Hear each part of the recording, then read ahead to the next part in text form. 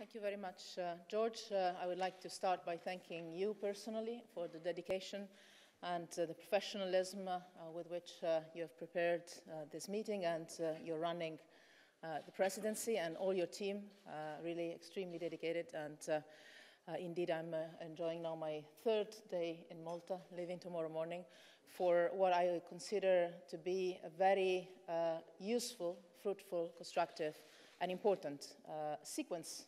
Yesterday, the informal meeting of the defense ministers took some important orientations, and today, as you said, our exchanges were particularly important. Thank you for leaving the content to me.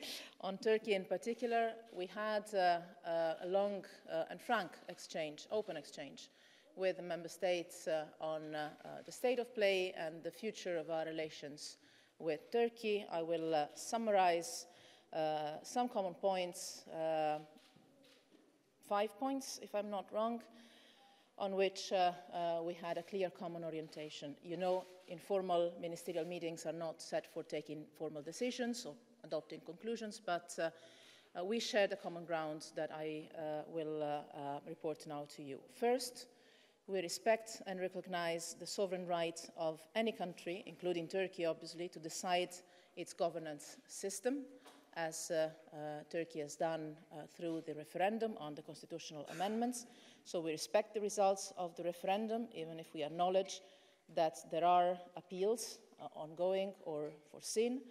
And we expect that the implementation of the constitutional amendments will be done, first of all, following the Venice Commission recommendations and the observations of the OSCE ODIHR, especially when the final report of the referendum observation mission will come out. And second, we expect that its implementation will be done seeking the highest degree of national unity and inclusiveness, given especially the very divided picture of the country that the results of the referendum has shown, with the maximum attention from the Turkish authorities' side to respect all political positions, including those that have supported the camp that has lost the referendum, and seeking for the maximum degree of unity within the Turkish society and the political spectrum. Second point, the European Union has a clear interest in a stable, secure, economically successful and democratic Turkey, which is, as George was saying, a relevant partner, a relevant player on many different issues. Our intention, so, is not and will never be of doing anything that could damage Turkey or Turkish people, but on the contrary, we are seeking cooperation, constructive cooperation on many different fields for the benefit of our citizens, respectively, all Turkish citizens, all European Union citizens.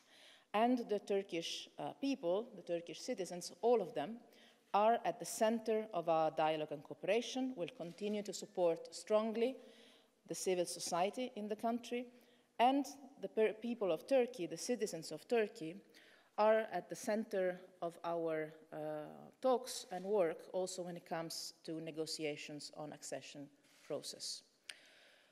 Fourth point, the accession process continues. It is not suspended nor ended, but as you might know, we are currently not working on opening any new negotiation chapter. And second, the criteria for accession negotiations are extremely clear, are very well known to Turkey. If Turkey is interested in accession negotiations, as Foreign Minister Çavuşoğlu told us today, and as I understand President Erdogan expressed the same views in recent hours. If Turkey, as I said, is interested in accession negotiations, it knows very well what it implies, especially in the field of human rights, rule of law, democracy, fundamental freedoms, including media freedom, obviously the death penalty, and respect of international law and the principle of good neighborly relations. These are core principles to which Turkey is called as a candidate country to the European Union, but also as a member of the Council of Europe. And we are determined as the European Union, together with all the member states, to work very closely with the Council of Europe in the follow-up of the process. We will discuss with our Turkish interlocutors the way forward. From our side, with a very frank, open, constructive, serious, but serene manner. And we have started today. I will have a proper, let's say, full-fledged bilateral meeting with Minister Çavuşoğlu just after this press conference. We will continue in the next weeks at different levels to exchange with our Turkish interlocutors on the way forward on this very clear basis. We had, as George mentioned briefly, a working session with all the candidate countries' foreign ministers on our global strategy, because first of all, it's a common field for common work, especially when it comes to security, but also when it comes to stability in our region. I updated the ministers also on the work of the defense ministers yesterday, so that candidate countries can have a direct insight to what the process entails, because they will be one day part of this work from the inside. And also because enlargement, what we call enlargement, the accession process, is in itself an element both of European Union security, of the European Union strategy to increase resilience in our region, especially with our support to reforms, being them economic, institutional, political reforms, or the support to rule of law. Obviously, the exchange was also the opportunity to discuss openly, frankly, constructively, I would say, among ourselves about different issues that are of concern of most of us around the table.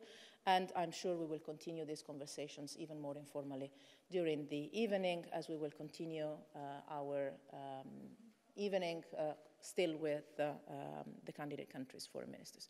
As George was saying, we also had a session on how the European Union can help Europeans to manage the effects of globalization.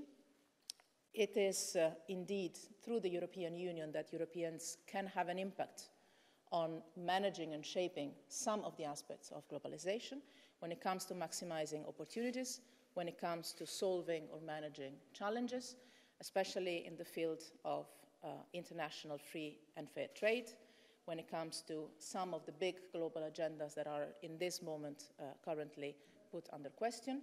I think of the climate change agreement, of the overall approach to multilateralism and peacekeeping, the support to the UN system, but also our commitment, strong and common commitment to the Sustainable Development Goals, and including our work on the G7 and the G20 agenda, on financial regulations, on managing the outcoming of the effects of the economic crisis of the last years, increasing competitiveness, reducing inequalities both in the world and inside the European Union. So we have exchanged in details about that, sharing the view that we have to use even more our common union to bring the European interest and agenda and values also on the global scene, using our common European Union to strengthen our impact on globalization.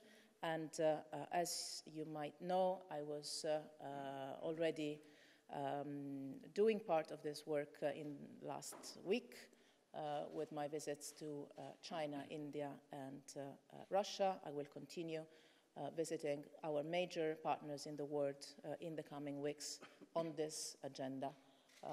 Also obviously on some bilateral issues, but mainly on how the European Union and some global partners or interlocutors can strengthen a rules-based global order and a system of governance of globalization that can defend our citizens better. Thank you. Thank you very much. We have time for a few questions. When you ask them, please introduce yourself and the media you're working for.